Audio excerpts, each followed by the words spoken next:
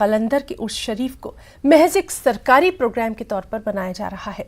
ریاستی حکومت مکمل رسومات کے ساتھ عرس منانے کے لیے انتظامات کرے۔ بنگلورو میں social democratic party of India نے یہ مطالبہ کیا۔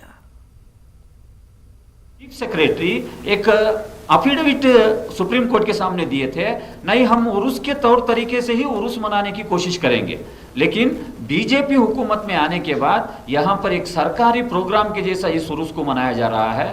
تو آج کے اس پریس کانفرنس کے ذریعے سے social democratic party of India یہ مطالبہ کرتی ہے، جو وہاں پر آرام فرما رہے ہمارے بزرگ دادا حیات میر قلندر، انہوں نے پورے انڈیا میں سب سے پہلے کافی کے بیج کو انٹروڈیوس کیا تھا۔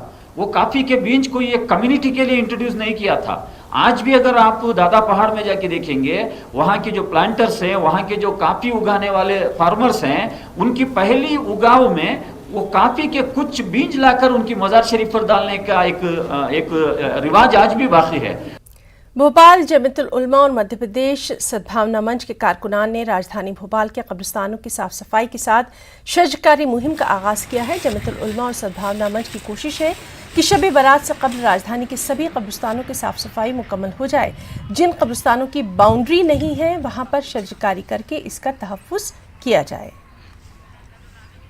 شجرکاری کری تو کہنے کا مطلب یہ ہے جمعیت علماء نے پیڑ لگائے، شجرکاری کری تو کہنے کا مطلب یہ ہے کہ جہاں جہاں قبرستانوں کے اندر باؤنڈری وال نہیں ہے وہاں پر عوام اگر چاہے تو تمام باؤنڈری کے اوپر شجرکاری کر سکتی ہے، اور اس سے پریاورن کو بھی بڑھاوا ملتا ہے۔ اس کے اندر پریاورن کو بچانے میں بہت اہم کردار ہے پیڑوں کا۔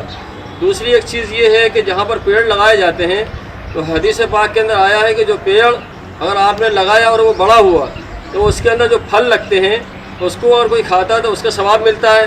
اس کے اندر جو پتیاں ہوتی ہیں اگر اس کو چڑیا بھی کھاتی ہے تو بھی آپ کو ثواب ملتا ہے۔